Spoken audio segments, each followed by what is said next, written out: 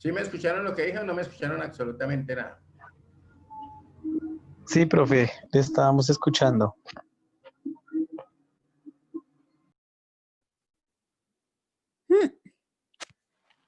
Profe, Profe, no. ¿Alguien tiene el número del profe para que lo llame o le escriba por el chat? le escribo porque no tengo minutos. Ah, eso, dile al profe que no, que es él, la configuración del Zoom de él.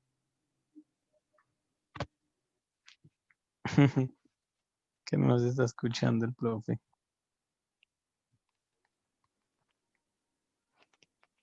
Ah, mira, ¿Me ahí está escuchan? hablando. ¿Cómo? Pero No es sé que él cómo. no mira ese... Sí, por ahí creo que ¿Sí respondió. me escuchan? Chat 1. Dice, cuéntame. Sí, profe. Profe, nosotros le escuchamos. Ah, bueno, ok. Si llego a decir alguna mala palabra, no digan nada. Tranquilo, profe. Tú ya Vamos le a comenzar a respondiste. robar. Sí, ya a ver por acá. Profe, Entonces, cuando te puede revisar el chat. sí, no, y lo tengo acá. ¿Qué me dices? Yo les coloqué, cuéntame. Sí, escuchamos, profe, nosotros escuchamos. Listo. Ahí lo estoy revisando, tranquila. ¿Ok? Entonces, les decía que fundamentalmente, ¿cierto? Esa pretensión que tiene el Estado, pues él puede pretender muchas cosas, pero si nosotros le queremos sacar el cuerpo a las responsabilidades, pues lo vamos a hacer. ¿Listo? Cuando estamos hablando, además, ¿cierto? Dice contestar requerimiento e inscribirse en registro. Esa inscripción del registro, pues simplemente es lo que nosotros hacemos a través de la Cámara de Comercio, ¿correcto? Cuando vamos y registramos nuestra organización. Y por acá tenemos, lo otro que dijimos fue llevar libros de contabilidad, ¿correcto? Recuerden que dentro de las obligaciones, cuando hablamos de la ley tributaria procedimental, pues decíamos que una de las normas, ¿cierto? Que regulan las actuaciones del contribuyente, pues cuando una entidad estatal va a hacer alguna revisión a alguna empresa, pues nos va a solicitar que le presentemos los correspondientes libros.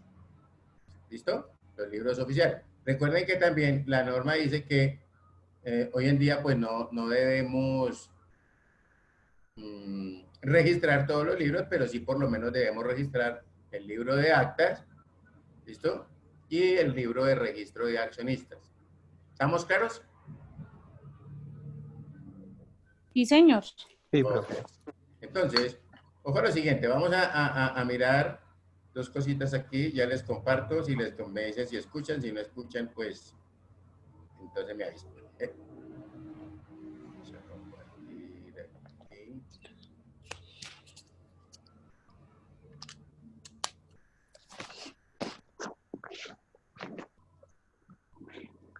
Qué cosa tan irregular. ¿Están viendo a mi profesor? Sí. Sí, sí, señor. Creo que básicamente estábamos más o menos como en 20 algo, ¿cierto? Que quedó pendiente ayer. ¿Estamos? De todas maneras, vamos aquí que 2 minutos no nos pueden... Tiene operaciones en ¿Escuchan otro bien? país, sea o no sea de la OCDE, la información se tiene que Sí, entregar señor, perfecto. al país solicitante. ¿Sí? Entonces eso ya está funcionando en la OCDE. Colombia quiere ser parte de la OCDE y ya firmó los acuerdos, sin ser todavía de la OCDE, pero ya firmó los acuerdos de intercambio automático de información. ¿Esto qué quiere decir? Que si Estados Unidos quiere solicitar información de un residente fiscal en Colombia, la puede solicitar de manera automática, ¿sí? Bien sea que vaya con los reportes o de una manera especial. Eso está terminando con lo que es el secreto de muchos países, el secreto de los negocios, y esa información tenemos que tener muchísimo cuidado. Tenemos que tener muchísimo cuidado como entes que tengan operaciones en otro país. ¿Qué le sucedió a Suiza?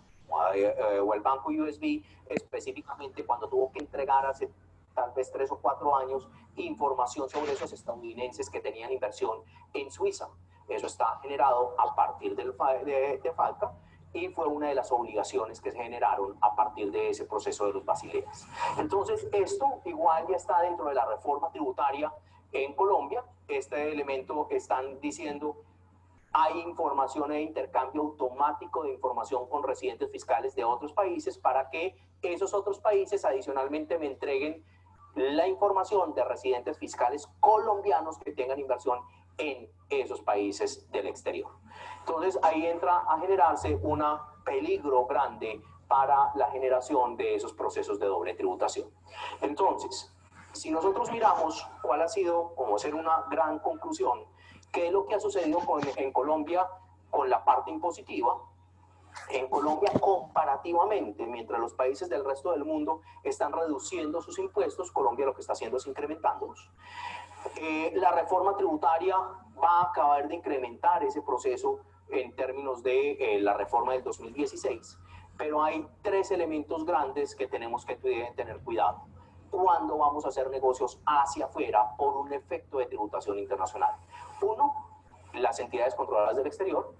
2, el beneficiario efectivo, que el beneficiario efectivo, como dijimos, tiene una razón de ser interesante como elemento de evasión, pero si yo lo estoy haciendo legalmente se me convierte en un desestímulo para poder reingresar esa información.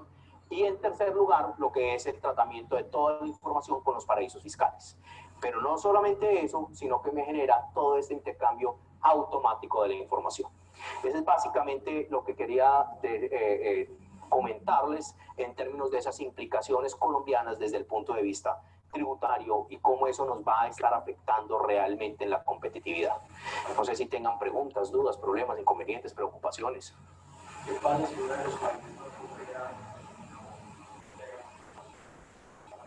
Entonces ahí se me vuelve una jurisdicción no cooperante y al ser, no cooperante entra a ser tratado como que si fuese un paraíso fiscal, ¿sí? Pues entra dentro de ese grupo que determina el 242 es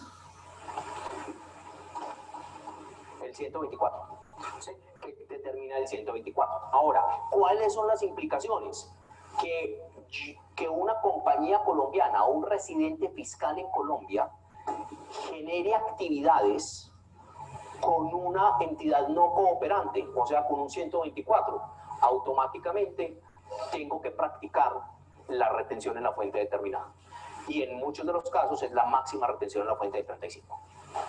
Entonces, ahí lo que se vuelve es, digamos que por el hecho de que el país no entregó, pues al otro país le dice, pues yo no lo entrego y a mí qué, ¿sí? Pero sí tiene efectos sobre los residentes fiscales en Colombia que tengan actividades con esa jurisdicción que se negó a entregar información. Hace mucho tiempo Colombia le exigió unos documentos sobre los contratos que tributan en Panamá y todo eso. Panamá realizó dar, no terminó, hay un incremento de impuestos para exportar Panamá. Entonces la actitud bastante mala por un país que no quería pero en términos legales que podría hacer, no sé, las comunidades internacionales para evitar que países comporten de manera tan infantil como lo hizo Panamá. Pues que yo no la llamo infantil. Ahí hay una diferencia de criterios. ¿Por qué? Yo soy Panamá. En este momento voy a hablar como Panamá. ¿Cuál es uno de mis elementos claros de fortaleza y de competitividad? El poder servir de una jurisdicción que permita realizar inversiones en el resto del mundo. O sea, me convierto en un país que canaliza inversiones para el resto del mundo, donde mi legislación la he adaptado de tal manera que sea una legislación simple, una legislación sencilla para poder generar negocios internacionales. Me genera una fortaleza desde el punto de vista competitivo de lo que es la canalización de esas inversiones. Primero. Segundo, que lo que pasa es que ahí se puede camuflar sobre todo actividades no santas del narcotráfico, lavados de dólares, trata de blancas, trata de armas y demás. Listo, pero ya se están colocando los controles alrededor de ello, que son controles que toman tiempo, ¿sí? Tengo 26 años, ni siquiera pensaba en tener un bebé aún. Yo no tenía que decir quién eran los dueños de la compañía. Entonces yo creaba una compañía, la cobraba como acciones al portador, me llegaban las acciones que decían bearer, portador, esas mismas acciones, el día que la... Muchas felicidades. ¿Qué dijiste? No lo sé, podría ser.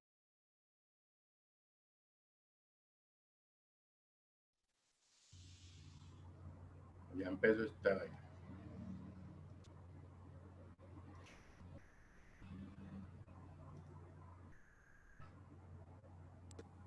sobre todo el 2006 o 2008, que ya entró en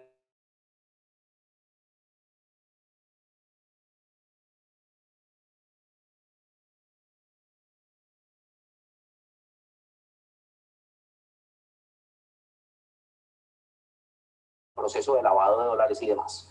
Pero de todas maneras, esa es mi fuente de ingreso, una de mis fuentes de ingreso. Soy un país que vivo del canal, tengo muy poca industria, ¿y qué es lo otro que puedo hacer? Lo que hicieron los estadounidenses desde 1910, lo crearon como un paraíso fiscal, ¿sí? Entonces, ahí tenemos ese acondicionamiento de Panamá. Segundo, viene Colombia y me dice, vea, usted me tiene que entregar toda la información que yo le solicite. Y dice Panamá, ¿y por qué? Dígame por qué. Si yo voy a Bancolombia y digo, ¿cómo es el nombre suyo? Santiago, y digo, señores Bancolombia, Santiago es accionista de Bancolombia. ¿Qué me va a decir Bancolombia? Yo no sé. Venga con una orden judicial. Y si viene con una orden judicial que revele las procesiones de Santiago en Bancolombia, yo se lo digo. Pero así abiertamente, porque sí, yo no le voy a decir si Santiago es accionista de Bancolombia o no. Me lo llevo para Panamá. ¿Por qué Colombia le va a decir, le exijo que me entregue información? Sencillamente porque yo quiero que me entregue información. ¿Es eso razonable? No es razonable. Hay una orden judicial, entonces yo soy el fiscal que estoy procesando a, ¿cómo es que se llamaba el DMG? Darío Gómez, David Murcia, esa. Entonces digo, entonces Panamá entrega la información, porque hay una orden judicial, porque hay un proceso judicial, pero no porque libremente yo diga, entrégueme la información, que es este problema de acá. Este problema de acá, eso es lo que tiene. Porque este elemento de aquí me está diciendo, sin importar si hay orden judicial o no, entrégame la información. ¿Sí? Entonces Panamá dijo, no señor, yo se la entrego si hay razones. Segundo caso. Tercer caso. Entonces me dice Colombia, entonces yo lo voy a determinar como que si fuera un paraíso fiscal. ¿Sí? Y como es un paraíso fiscal, entonces voy a tener unas sanciones impositivas para las operaciones que se hagan con panameños.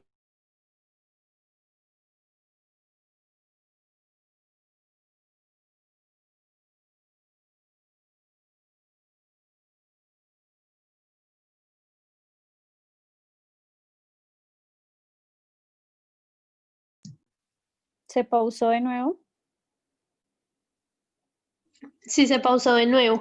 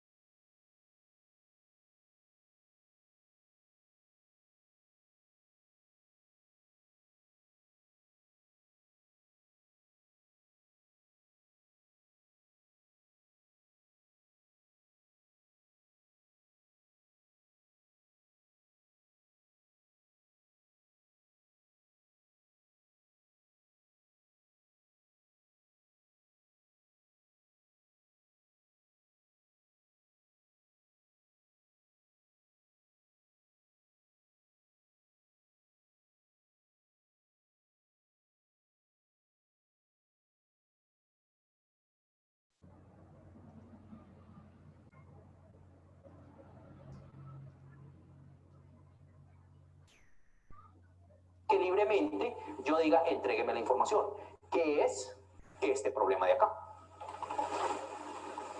Este problema de acá, eso es lo que tiene.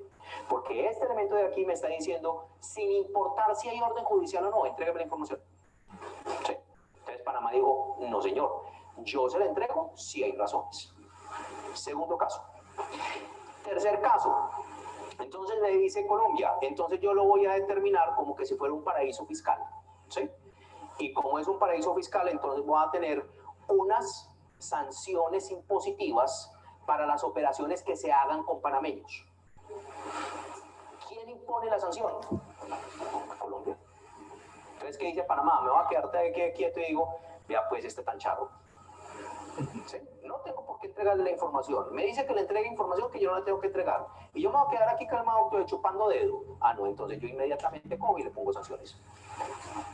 Entonces es una actitud infantil. No, es el contexto. Lo que pasa es que si yo lo veo desde aquí, entra ese problema. ¿Qué fue finalmente lo que tuvo que hacer Colombia? Decir, no es paraíso fiscal y levantó sanciones. ¿Y qué hizo Panamá? Levantó sanciones. ¿Sí? El caso que perdimos ante la OMC, ¿sí? Yo voy a imponer impuestos especiales y puertos de entrada especiales para las importaciones de textiles y calzados. E impuestos especiales. ¿Qué hizo Panamá? Eso no tiene sentido. ¿Sí? Porque si lo que yo estoy tratando de generar es el contrabando en Colombia y la subfacturación es en Colombia, yo sencillamente estoy generando una canalización de textiles y de zapatos. Finalmente la OMC dijo, Colombia tiene que levantar esas medidas unilaterales del comercio con Panamá. Entonces depende de dónde me localice, pero ese digamos que es otra visión de lo que nosotros podemos haber permeado aquí en Colombia de esa noticia. ¿Sí? Son dos puntos de vista diferentes. Por ejemplo, de lo que dijiste ahorita que Guatemala como empezó a implementar, ¿eso sería viable en Colombia o sería como algo que crearía más corrupción o métodos para que se lave más dinero? ¿Qué piensas de eso? ¿Cuál es una de las fuentes de corrupción?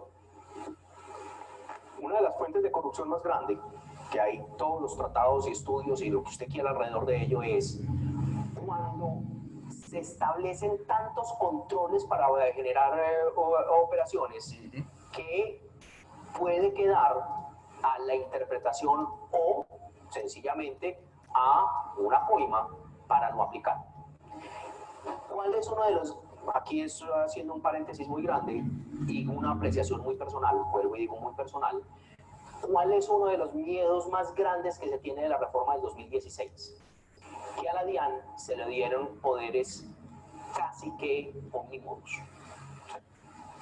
El funcionario es el que tiene el criterio para imponer la sanción o no. Entonces, cuando yo lo llevo a ese extremo, ¿qué es lo que va a suceder? A ese extremo, donde no hay un elemento legal o una sustentación jurídica que me lo pueda amparar, entonces ahí ¿qué es lo que se está generando? Lo que se está generando son focos de corrupción. Un ejemplo.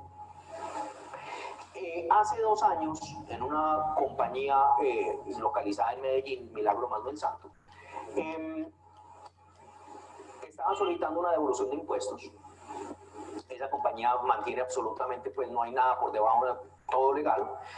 Entró la DIAN a generar las inspecciones y las inspecciones encontraron que habían cometido un error. Esa compañía cometió un error. Hablando de magnitudes, la devolución de impuestos era de 900 millones de pesos. ¿Listo? ¿Cuál fue la infracción que cometieron? Hay un responsable fiscal que se llama régimen simplificado, no tiene que cobrar IVA. ¿Sí? Y entonces la ley dice que si una entidad tiene transacciones por encima del límite de lo que establece la ley, que son para este año son 130 y punta millones de pesos, 128 millones de pesos, algo así parecido, de transacciones con esa sola persona, esa persona ya no puede ser del régimen simplificado, sino del régimen común. Y por consiguiente, está escrito por ley, está escrito. Si una sociedad transa por encima, supongamos de esos 130 millones de pesos, ese monto que transas por encima se considera como un gasto no deducible, o sea que no me lo puedo restar de impuestos. ¿Cuál fue el error? Hicieron transacciones por 135 millones de pesos. ¿Listo? ¿Qué quiere decir eso? Para ejemplo, 5 no deducibles. ¿Qué dijo el funcionario? Toda la transacción con esa entidad se desconoce. Y como se desconoce, eso es un gasto no deducible. Señor, está yendo contra la ley. Señor, aquí está escrito. La respuesta automática fue, demande si quiere. Elemento de beneficio económico. Tengo 900 millones de pesos para reclamar. Si yo corrijo, me vale 30 millones de pesos. ¿Sí? ¿Yo qué hubiera podido hacer? Pagarle al funcionario 15 millones de pesos. ¿Qué se insinuó? El funcionario lo insinuó. Eso es foco de corrupción. ¿Qué hizo la compañía? Me muerdo el codo. No demando, porque si demando se me va 5 años la demanda. ¿Cuánto me vale un año de intereses de 900 millones de pesos? 90 millones de pesos. Un año. ¿Cuánto tengo que perder? 30 millones de las sanciones. 45 millones de pesos. Me sale la mitad del costo financiero. Pero lo hubiera podido perfectamente cuadrar con 15 millones de pesos. Un elemento de ética. ¿Listo? Entonces, esos son fuentes de corrupción, porque se vuelven tan complejos de implementar o con tantos vericuetos que la corrupción se vuelve un factor. Perdón, cuando los hechos sobre los cuales tengo que colocar controles se bajan, los elementos de corrupción se bajan. ¿Sí? Entonces, si pensamos en el caso de Guatemala, ya para volver al ejemplo específico de Guatemala, ¿cuáles son la interpretación de la ley? 6% de impuestos sobre las ventas. Punto. ¿Cuánto vendió usted? 1.000 millones. Se acabó el cuento. No hay opciones de interpretación. No hay vericuetos. Cambié la ley tributaria para hacer realmente una reforma tributaria. Y ahí se fue. ¿Cuáles son los focos de corrupción? Se eliminan las condiciones de... Entonces, que lo que pasa es que yo no vendí 1.000 millones, que fue lo que declaré, sino que vendí 2.000. Pues es que es muy fácil. Pues yo le dije que me pagara el 6% sobre 2.000. No me lo quiero pagar, entonces no sanciono, pero no tengo interpretaciones. Entonces, ahí no hay tanto elemento ni de lavado de dólares o de lavado de dinero, ni elementos de corrupción, porque estoy reduciendo las fuentes que crean el problema. ¿Sí? ¿Estamos? Sí. Hablamos de las dificultades que traía la reforma tributaria a la tributación internacional, ¿cierto? Pero entonces existe algún tipo de ventaja, porque me imagino que alguna habrá cuando uno quiere invertir en el extranjero o quiere invertir acá en Colombia.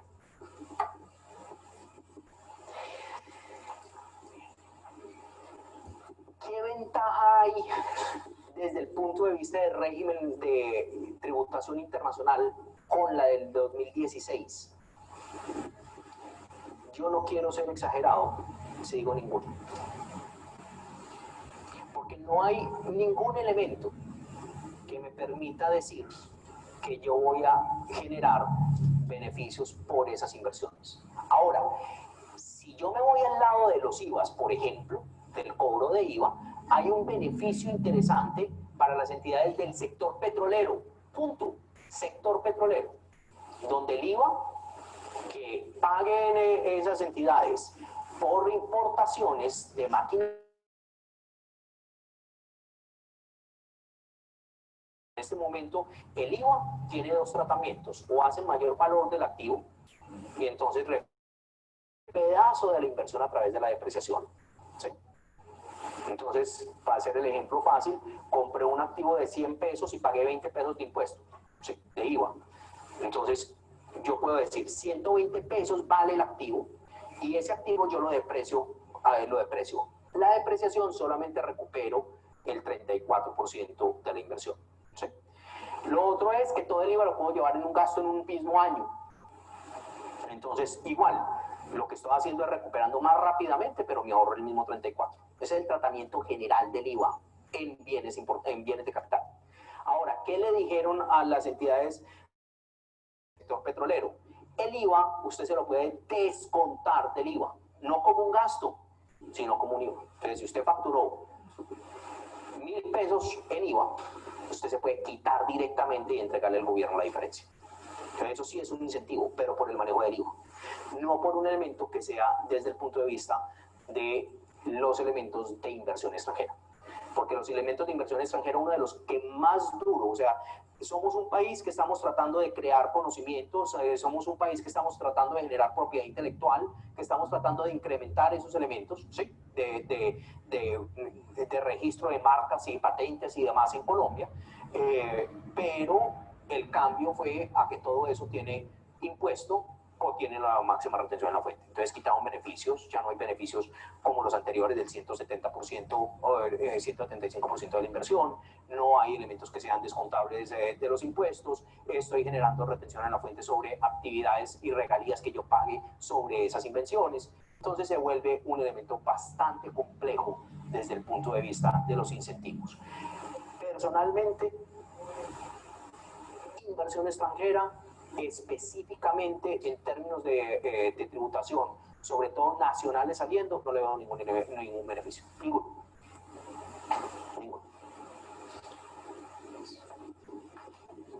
¿Preguntas?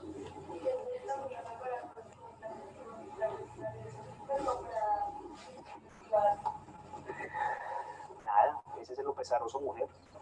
Porque es que hubiera tenido las opciones perfectas generando, si uno se pone a leer, recuerden que esta reforma estructural nació de la reforma tributaria del 2014.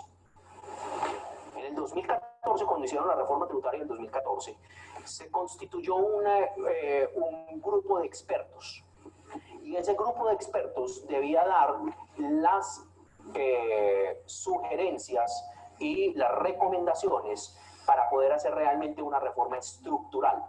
Y lo debería haber hecho durante el año 2015 para haber sido implementado para el año grabable 2016. Finalmente, ¿qué ocurrió? Ese grupo de expertos lo entregó el 10 de diciembre, 20 de diciembre, una cosa así del 2015. Y no hubo tiempo de implementarlo para el 2016. En el 2016 empezó a decirse que la reforma tributaria salía en marzo cuando entraran a las sesiones ordinarias, después que en junio, finalmente terminó saliendo en octubre, porque primero tenía que salir de los problemas de La Paz. ¿Sí? Y para acabar de ajustar, ya lo iban a lanzar cuando ganó el no en el 2 de octubre. Entonces, para acabar de ajustar, me lo acabo de aplazar casi que 20 días después. Eso salió a los trancazos y salió en 2 meses. Si realmente hubiésemos querido hacer una reforma estructural, eso hubiera sido perfecto para poder realmente hacer un sistema impositivo, competitivo con los demás, que era parte de lo que había recomendado la misión de expertos. Pero esa misión de expertos, yo no sé, para lo único que sirvió es que la misión de expertos dijo, conserven el 4 por mil y conservamos el 4 por mil.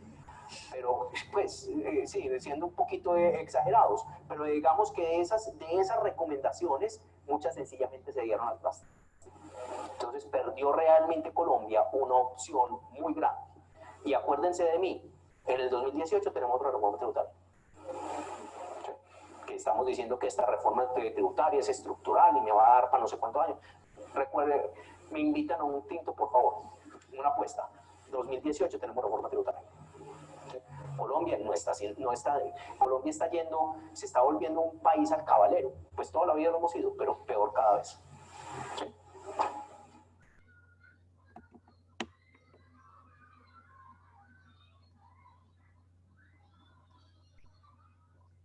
¿Cómo la vieron? Interesante.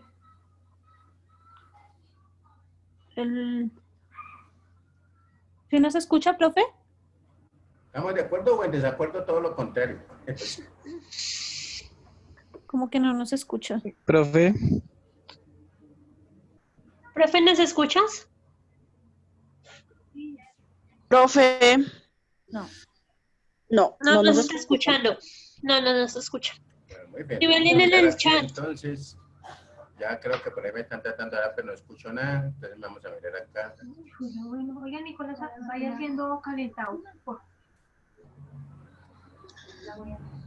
Oigan, ¿ustedes qué está capando clase? No, está en clase. Voy a ir a comer. Profe. Profe.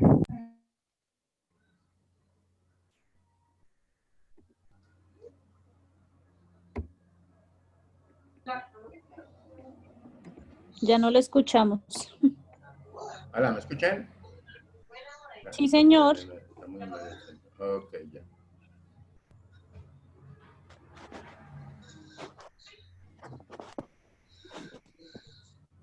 Profe, ¿nos escucha? Entonces vamos a mirar todo lo que es el contexto de la parte de la obligación tributaria para que lleguemos, Profe, ¿cierto? Que es el tema y luego no continuamos. nos escucha.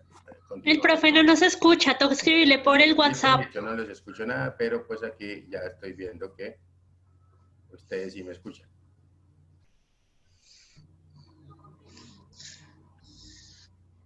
Yo le escribí por... ¡Mafe, ya! ¿Qué? ¿Qué? Ángela. Dime. ¿Fuiste tú la que gritaste? Pensé que me había gritado a mí. No, está llamando a mi hija. Perdón. Yo no escucho nada. ¿Pero qué pasó? ¿Yo qué hice?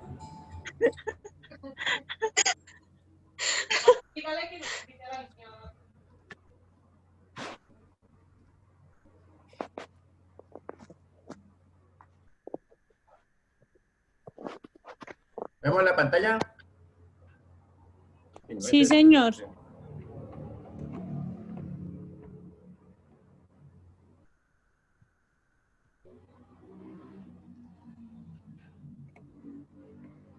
Ok, entonces vamos a hablar de lo que es la parte de la obligación tributaria.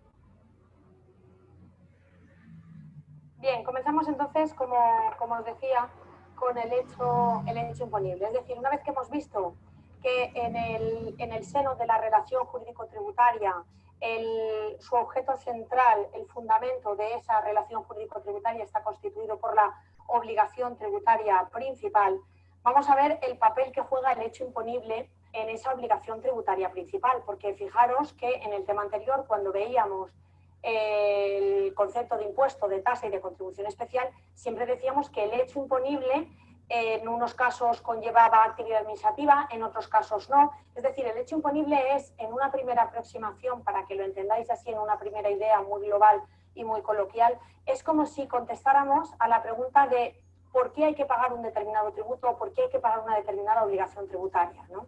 Pues bien, el hecho imponible existe, ¿por qué? Pues porque nos encontramos ante una obligación legal, que ya sabemos que su origen está en la ley.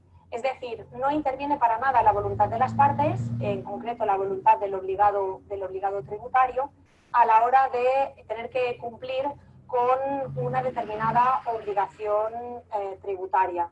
Entonces, en estos casos, ¿cómo hace la ley o cómo hace el legislador para exigir el pago de los tributos?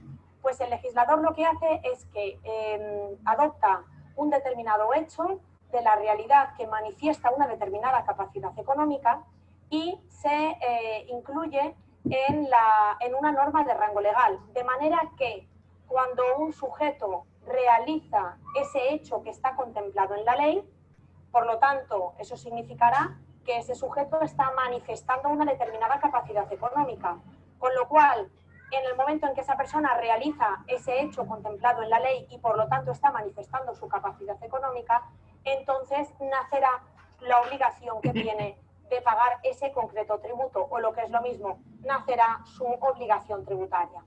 Fijaros cómo esta idea es la que preside el concepto del hecho imponible en la Ley General Tributaria, cuando en su artículo 21 nos dice que el hecho imponible es el presupuesto, fijaros bien, es un hecho, un presupuesto fijado por la ley para configurar cada tributo. Eso ya lo vimos en el tema anterior, ¿verdad?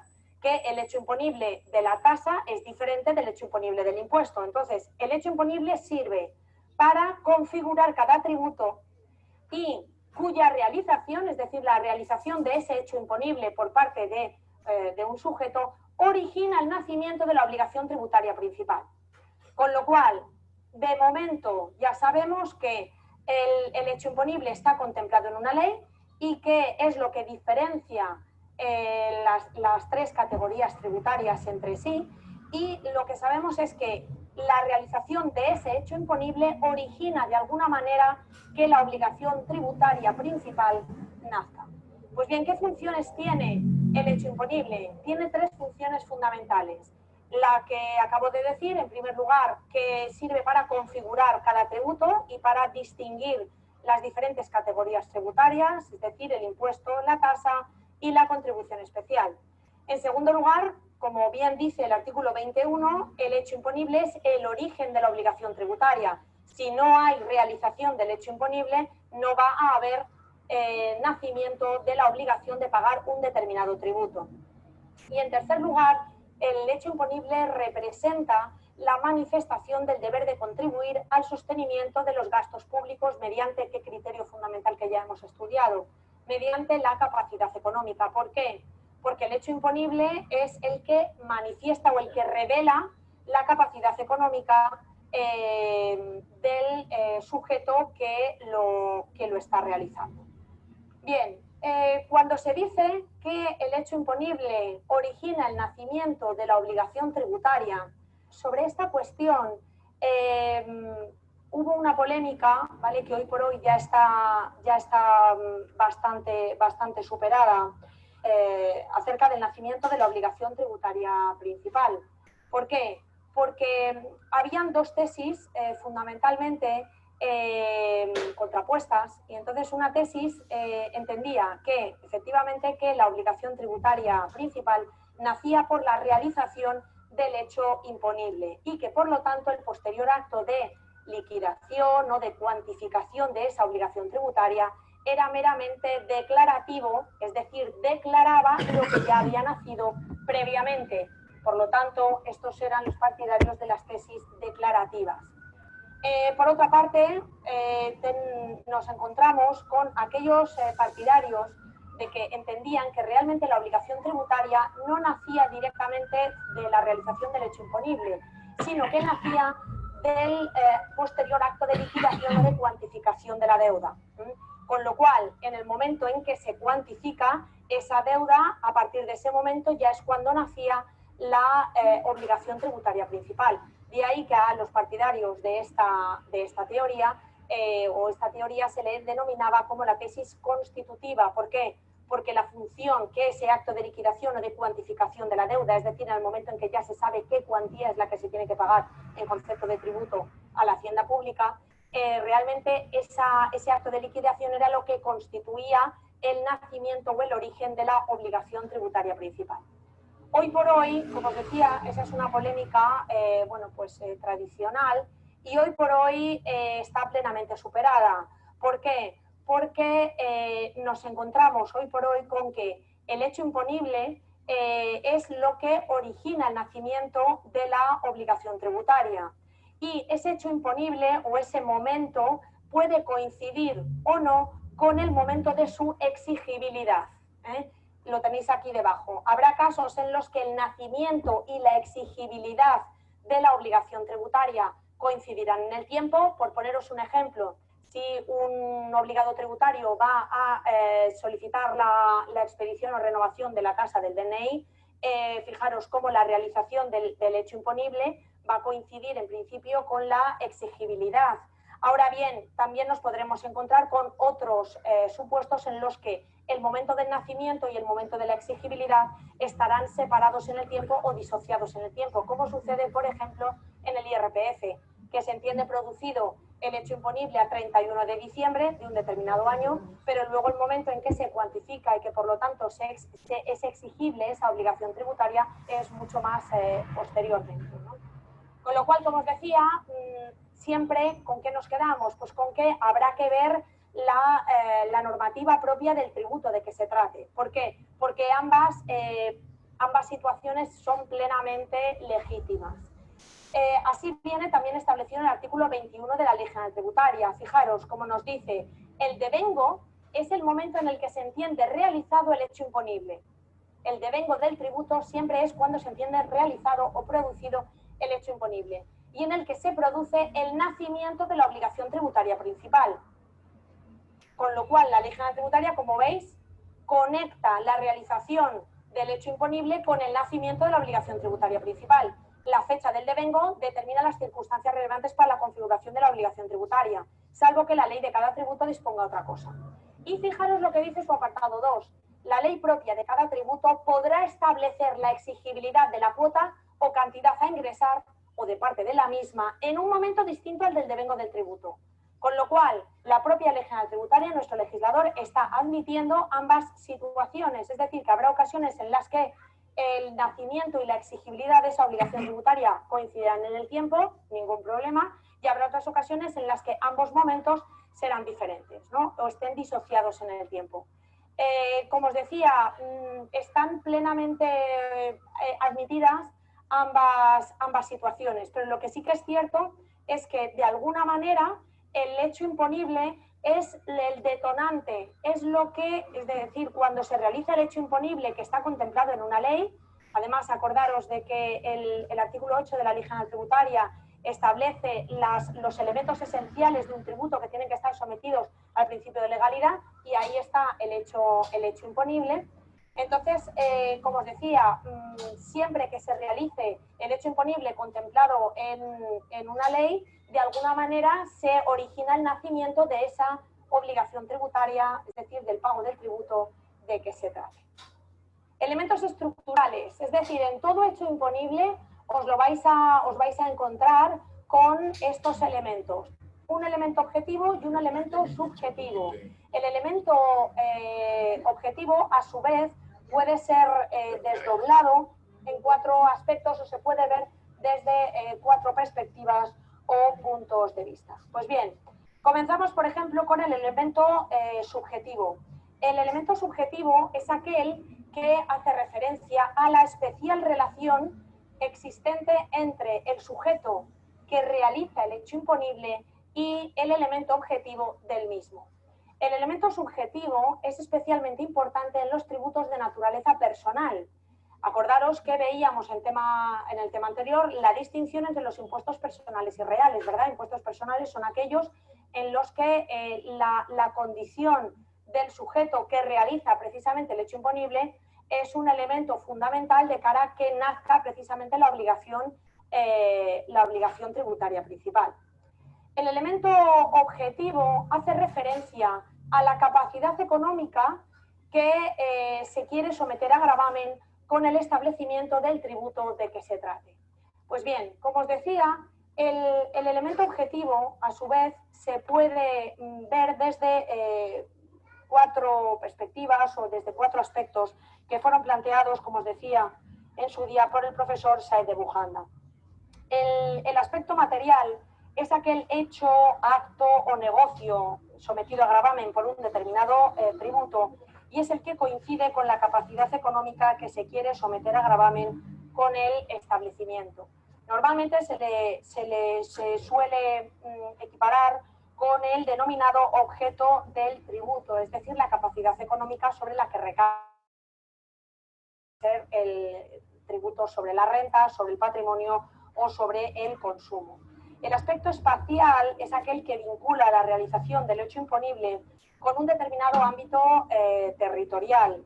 Normalmente lo relacionamos con la extensión del poder tributario y con la eficacia de la norma tributaria en el espacio, que lo vimos ya también en temas anteriores.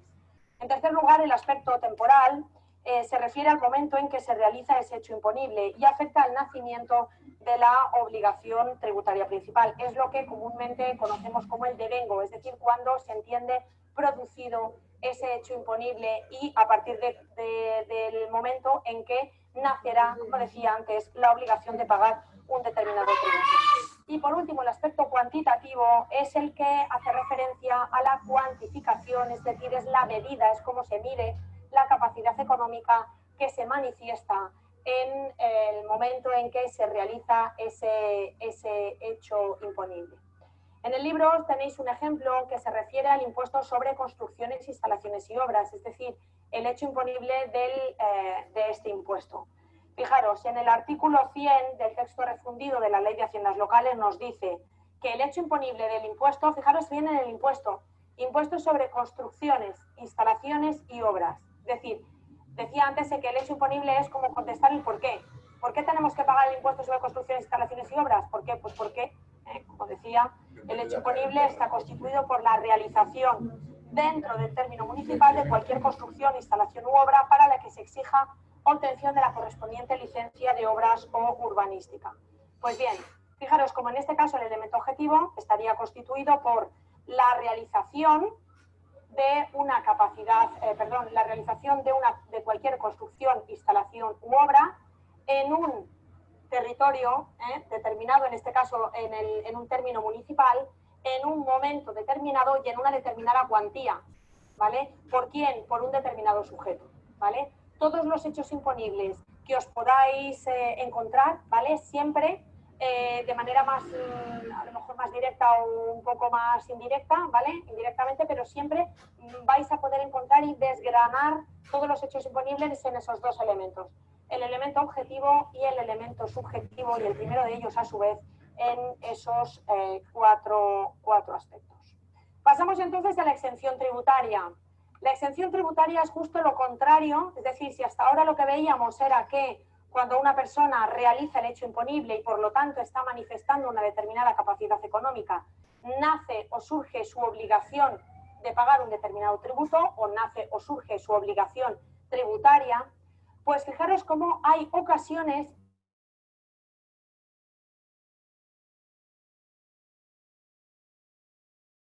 de obligación tributaria principal. Así es definido por el artículo 22 de la Ley General Tributaria. Fijaros, cuando nos dice, son supuestos de exención aquellos en que, a pesar de realizarse el hecho imponible, la ley exime del cumplimiento de la obligación tributaria principal. Entonces, la exención tributaria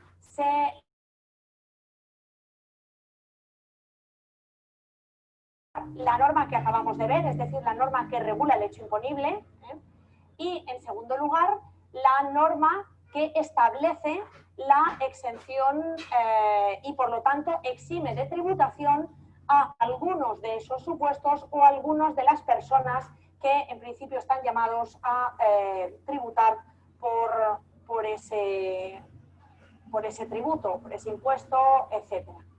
Bien, acordaros también que en ambos casos son elementos esenciales de un tributo que se encuentran sujetos al principio de reserva de ley. Como he recordado antes, el artículo 8 de la Ley General Tributaria, sí, cuando lo reviséis, fijaros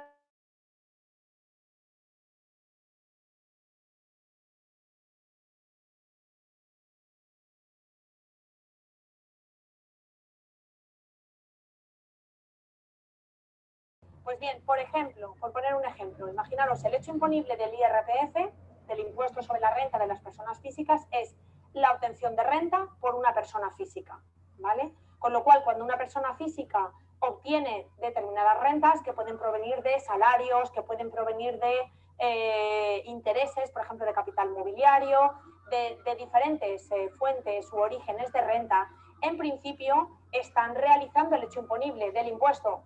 En principio están manifestando una capacidad económica, con lo cual, en principio, se les aplica esa o han realizado la norma que regula el hecho imponible a 31 de diciembre.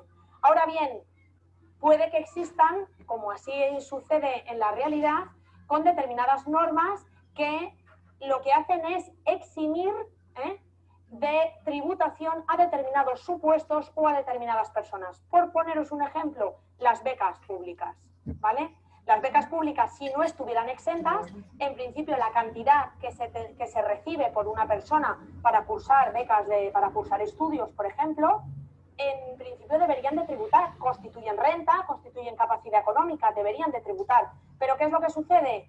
Que existe una segunda norma, que es la norma de la exención, en este caso el artículo 7 de la ley del IRPF, que declara exenta de tributación, pues por ejemplo, las becas públicas, etcétera, para cursar estudios con determinados requisitos.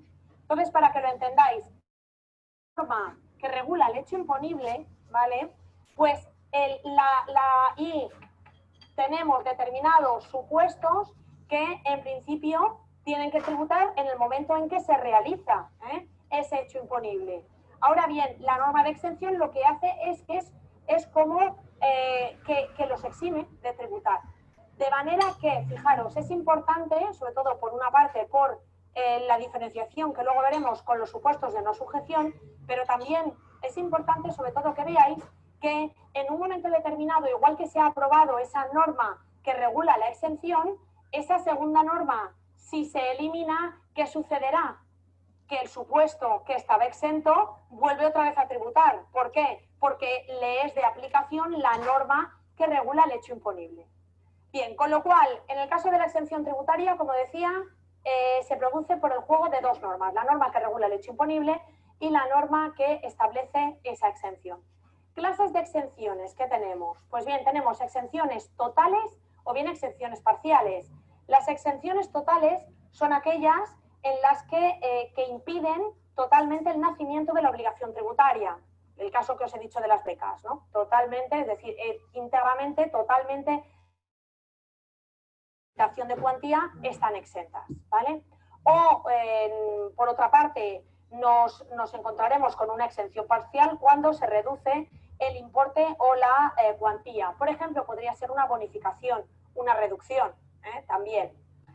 En segundo lugar, exenciones objetivas y subjetivas, en función de sobre lo que recaiga esa exención. Fijaros bien en el propio nombre, es muy sencillo. Las exenciones subjetivas son aquellas que afectan a sujetos o a un determinado grupo de personas. Por ejemplo, imaginaros que se dijera, pues, a los jubilados, pongamos por ejemplo, que están exentos todos los jubilados, pues eso sería una exención subjetiva. Exención objetiva es aquella que se refiere a supuestos u objetos, es decir, que no se refiere a personas. Por ejemplo, el caso de las becas. Las becas públicas, ¿qué es lo que se declara? ¿Qué o quién se declara exento? Si es que, ¿qué es lo que se declara? Una beca. La beca no es un sujeto, no es una persona, sino que es un objeto. Pues en ese caso estaríamos hablando de exenciones objetivas y subjetivas. Y luego ya por último tendríamos las exenciones temporales y las permanentes. Las temporales son aquellas que nacen ya con una vocación de temporalidad y que, pues por ejemplo, también son muy frecuentes cuando a lo mejor se dice estarán exentos durante los 2 primeros años, pues entonces desde que entra en vigor. O bien las permanentes son aquellas que no tienen un plazo limitado de vigencia en el tiempo.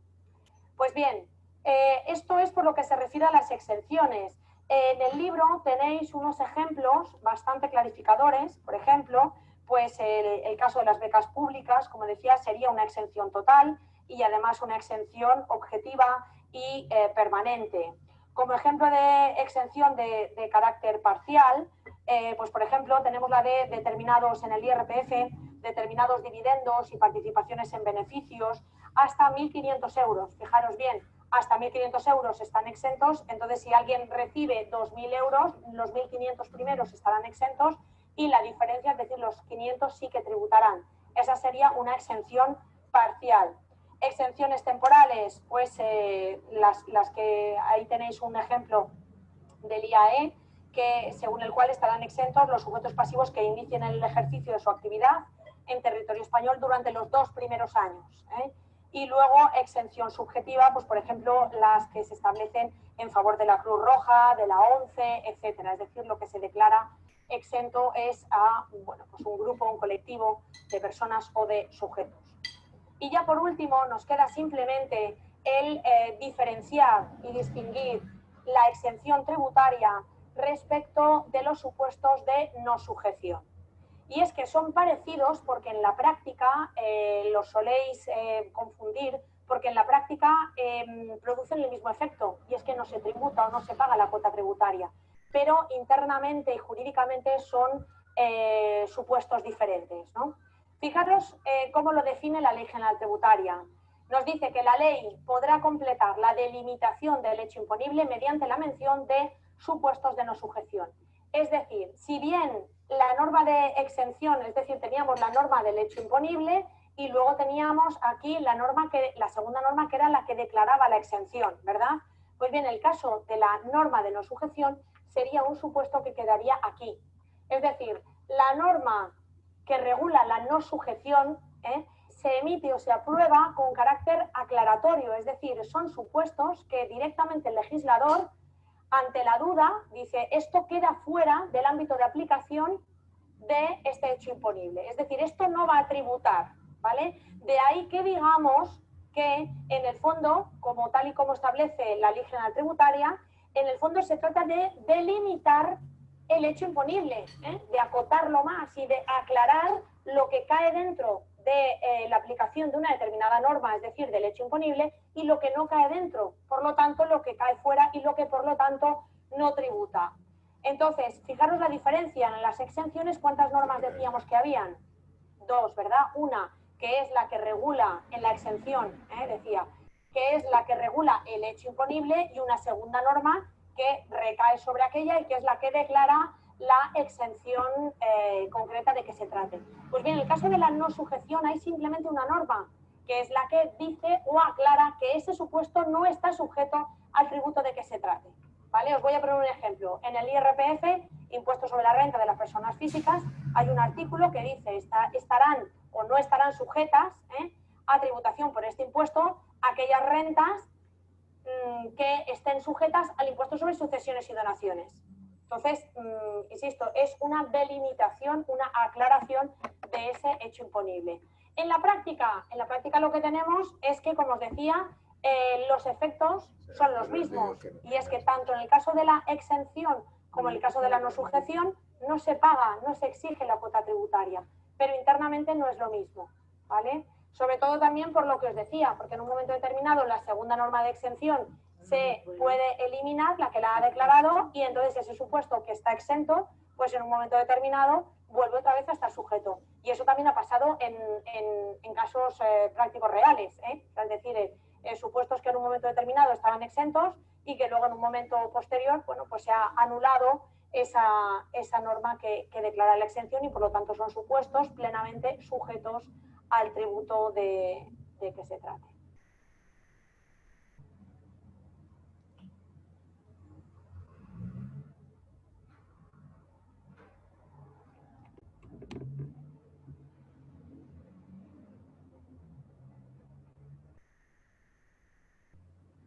Bueno, muy bien. Recordemos que fundamentalmente, ¿cierto? Todas las normas tributarias como tal, pues son muy similares en todos los países, ¿cierto? Ustedes escucharon ahí lo que estábamos hablando nosotros, ¿cierto? De la famosa relación jurídico-tributaria que existe entre el Estado y los contribuyentes. ¿Sí me escucharon? Me toca aquí con la seña. Sí, profe. Esto es que hace rato se escucha y a veces no. Muy bien, entonces, hasta ahí, ¿cómo vamos? ¿Sí estamos siendo claros? Sí, sí, señor. Vamos Pues a darle un puntico aparte. ¿Perdona? No, no, señor, nada. Ok. Démosle punto aparte y escribamos un título que diga obligación tributaria.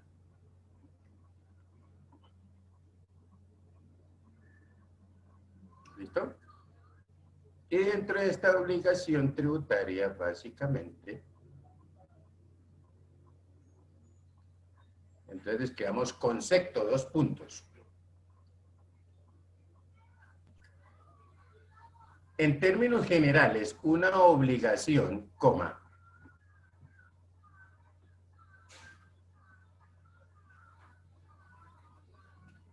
se define como un vínculo jurídico en virtud del cual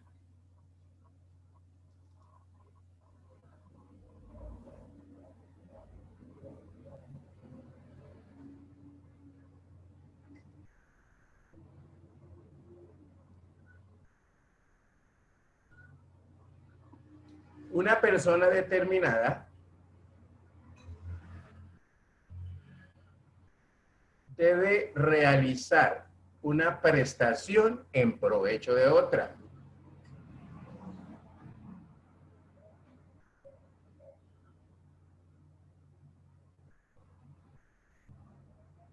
Punto aparte. Una prestación que Una prestación en provecho de otra. Punto aparte. La obligación siempre opera entre dos sujetos.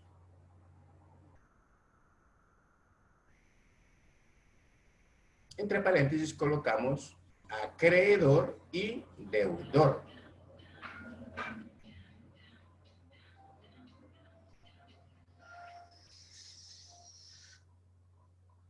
Y siempre tiene un objeto. Punto.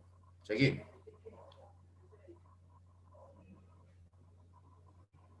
Refiriéndonos al vínculo de la obligación tributaria, coma. ¿Refiriéndose a qué, profe, perdón? Al vínculo, refiriéndonos a la obligación tributaria. Recuerden que hablamos que es un vínculo jurídico la obligación, ¿no? Coma. También se dan los elementos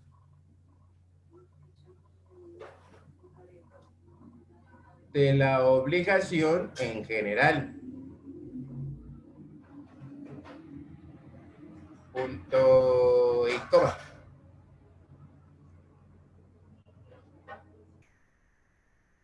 Es decir, coma, que hay un acreedor o sujeto activo que es el Estado.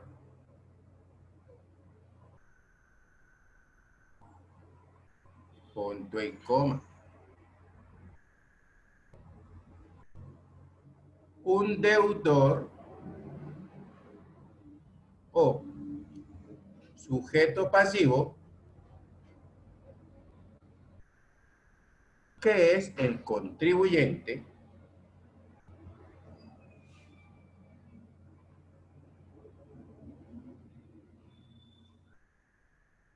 y un objeto que es el pago del tributo.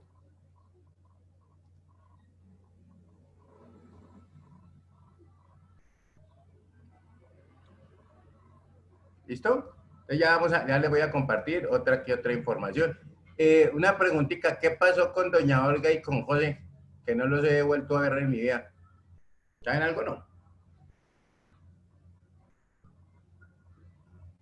no, señor.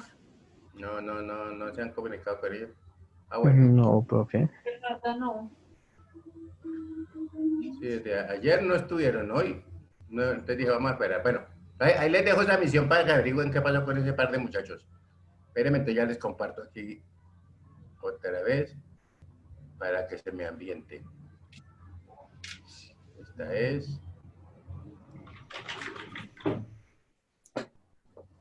Básicamente esto es un resumen como de todo lo que hemos venido charlando, pero me parece que es importante de una vez para que no lo dejemos de lado. ¿Están viendo mi pantalla? Hasta con muñequita y todo, se la pongo ahí. ¿Están viendo mi pantalla? Sí, señor. Entonces, ¿qué nos dice acá? Mire, otra vez, la obligación tributaria, ¿cierto?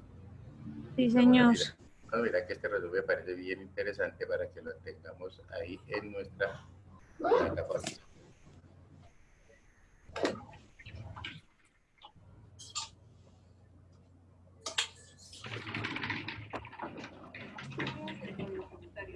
El Código Tributario es un conjunto orgánico y sistemático de disposiciones que regulan la materia tributaria.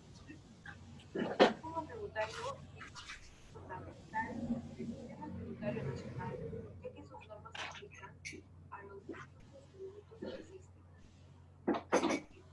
Las disposiciones del Código Tributario son o a otro tributo, sino que las disposiciones que contiene este código se va a aplicar a todos los tributos en general.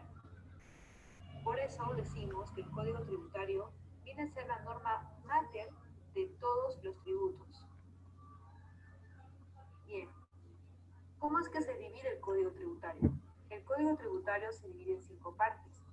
La primera viene a ser el título preliminar, el cual consta de 16 normas. Luego tenemos el libro 1, denominado la obligación tributaria. Luego tenemos el libro 2, la administración, los administrados y la asistencia administrativa mutua en materia tributaria. Luego tenemos el libro 3, denominado procedimientos tributarios. Y finalmente el libro 4, que se denomina infracciones, sanciones y delitos. Bueno, en este primer video empezaremos hablando sobre el título preliminar del Código Tributario. Este título preliminar, como ya he mencionado, consta de 16 normas.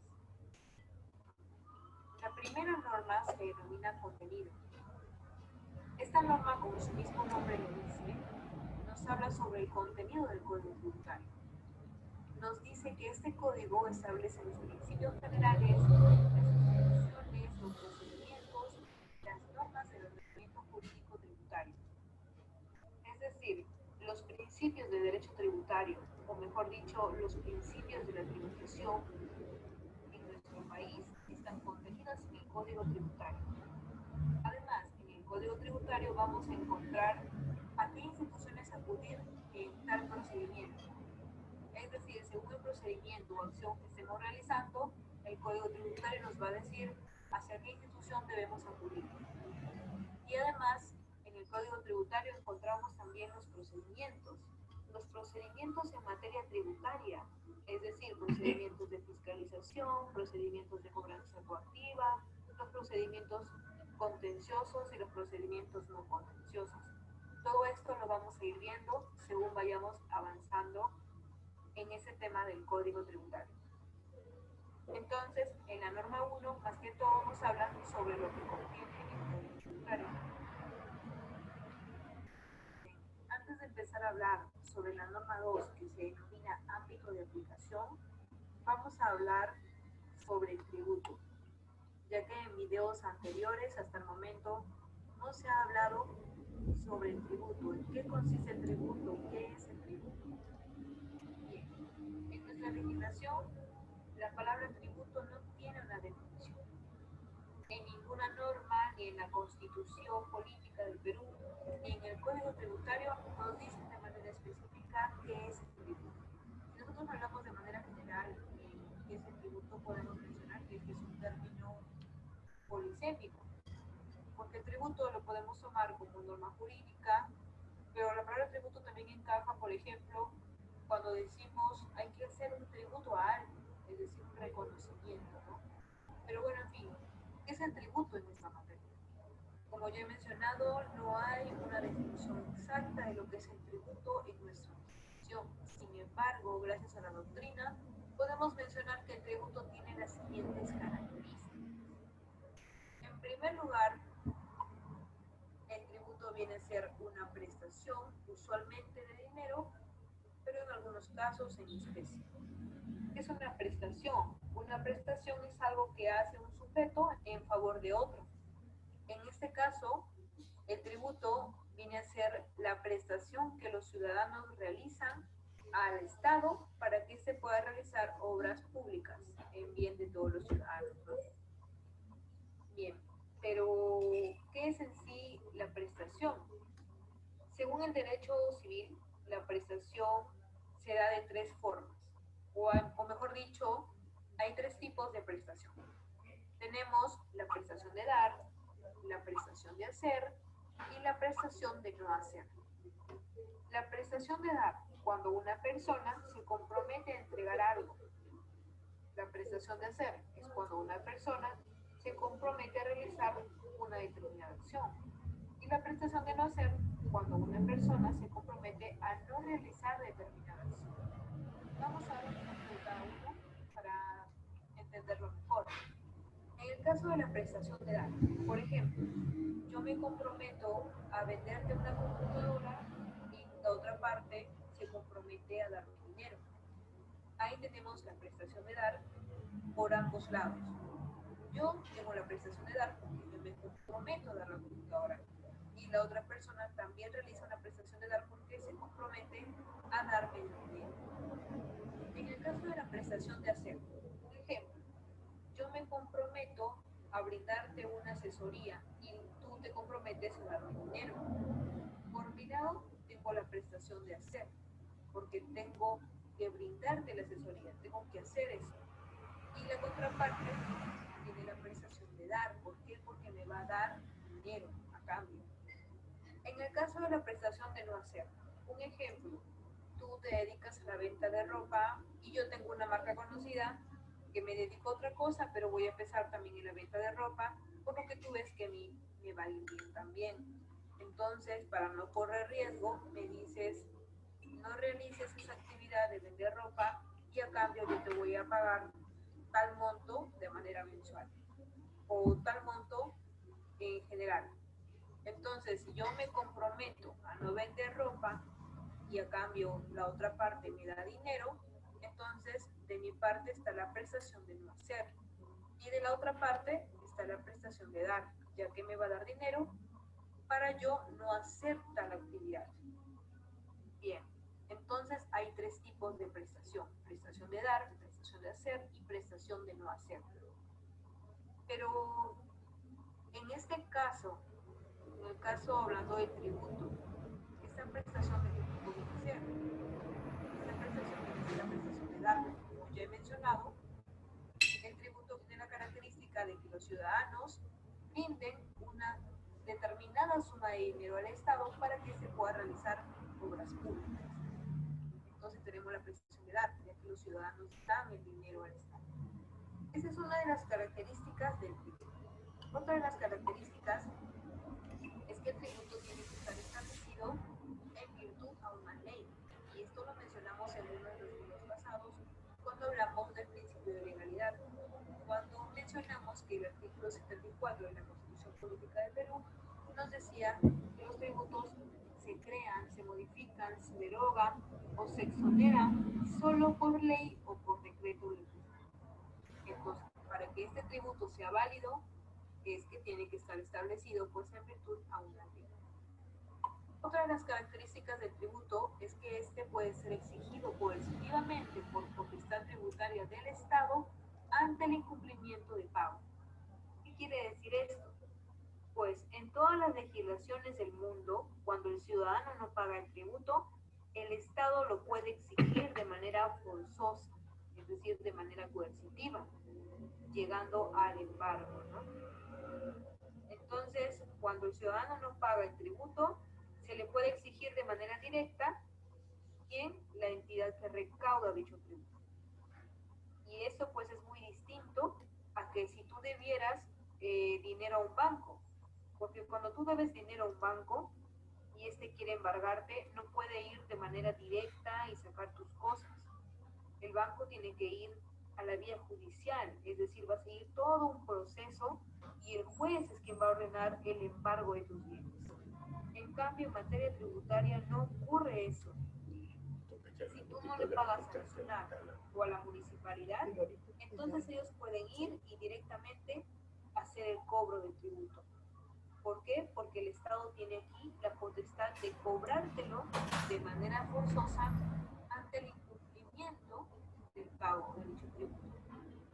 Otra de las características del tributo es que este no constituye sanción de acto ilícito, pues hay muchas personas que suelen confundir al tributo con una sanción o suelen hablar como si fuese el mismo término, lo cual está mal.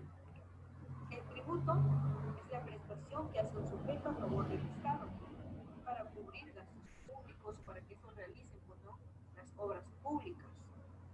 La sanción viene a ser un castigo que te pone bien porque cometiste una infracción o porque has realizado un acto contrario a la ley. Entonces, hablar de tributo no es lo mismo que hablar de una sanción. ¿No? Es porque tú tienes que cumplir ciudadano y pagarle al Estado para que se pueda realizar obras públicas.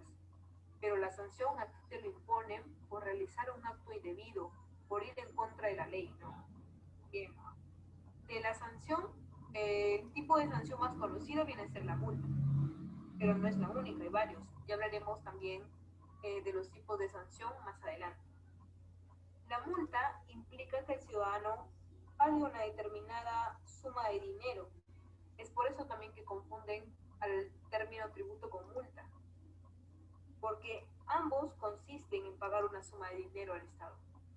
Solo que, como ya he mencionado, el tributo es porque tienes la obligación de pagar para que el Estado pueda realizar obras en favor de los ciudadanos, pero la multa, o mejor dicho, la sanción, es también la suma de dinero que hace el ciudadano al Estado, pero por haber realizado un acto indebido, por haber realizado un acto contrario a la ley. Bien. Y por último, tenemos la siguiente característica que en realidad ya la he venido mencionando al momento de hablar las características anteriores. Que el tributo pues sirve para cubrir los gastos de necesidades públicas. Bueno, entonces, como ya les he dicho, no tenemos una definición de tributo, no tenemos una definición exacta, ya que no la encontramos en la Constitución, pero en base a la doctrina podemos decir que el tributo tiene estas características que acabo de mencionar. Bien, con esto ya podemos ahora hablar sobre la norma 2. La norma 2, como les había dicho, se denomina A.